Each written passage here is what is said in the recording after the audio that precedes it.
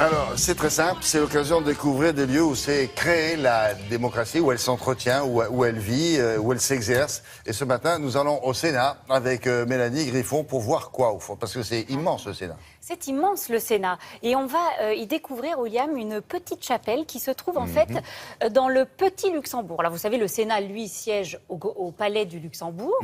C'est là qu'est l'hémicycle. Et à quelques mètres de là, il y a le Petit Luxembourg. C'est en fait la résidence de travail du président du Sénat. Et nous, on s'est intéressé à ce bâtiment plus particulièrement parce que c'est là, à l'intérieur des bureaux du président du Sénat, il y a une petite chapelle bien cachée. Et cette petite chapelle, c'est en fait le vestige d'une église qui avait été bâtie en 1625 à la demande de Marie de Médicis. Vous savez, Marie de Médicis, c'est elle qui, au tout début du XVIIe, achète le domaine du Luxembourg. Elle y fait construire le palais, elle y aménage les jardins. Et venant d'une famille florentine très pieuse, eh bien, elle souhaite, à côté de son palais, une présence religieuse. Et donc, elle va même installer dans cette église les filles du Calvaire. Et cette petite chapelle, on dit même qu'elle, elle venait écouter l'office dans cette petite chapelle. Et vous allez voir, Gérard Larcher, monsieur le président du Sénat, nous fait une petite visite guidée. Regardez.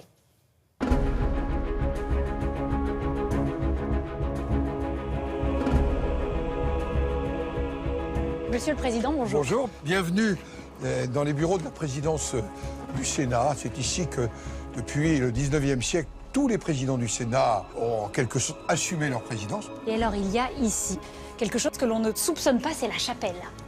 C'est l'histoire des lieux. En effet, Marie de Médicis, elle va installer les filles du Calvaire, ici.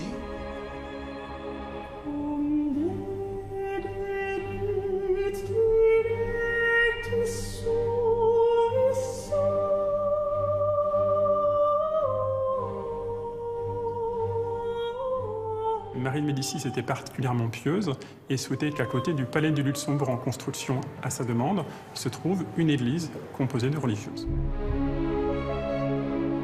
À l'extérieur de celle-ci, vous avez un rappel de Marie de Médicis.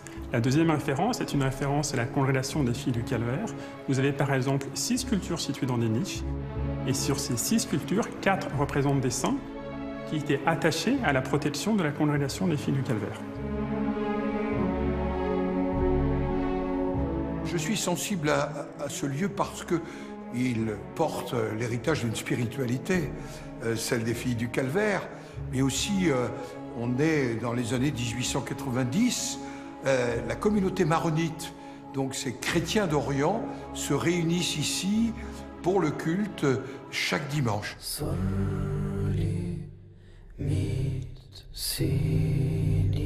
L'ancienne chapelle est une pièce de prestige. Les peintures sont essentiellement très religieuses, vous en doutez. On trouve un Saint-Antoine, on trouve l'Assomption de la Vierge, on trouve une Mater Dolorosa, on trouve également une représentation des rois mages et de l'Assoration des bergers.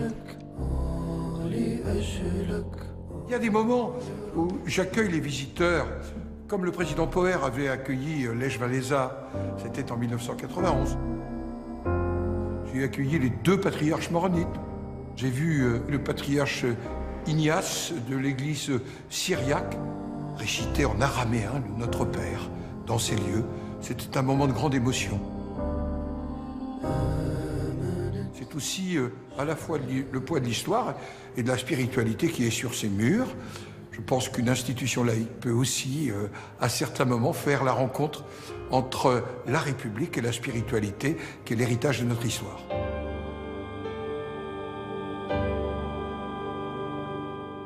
On peut la visiter, oui? On peut la visiter tout le week-end. Vous pouvez visiter le palais, les jardins, les serres aussi qui abritent de magnifiques collections de fleurs avec des orchidées. Et puis dimanche, vous pouvez même rencontrer Gérard Larcher à partir de 14h dans l'hémicycle et lui poser toutes les questions que vous voulez.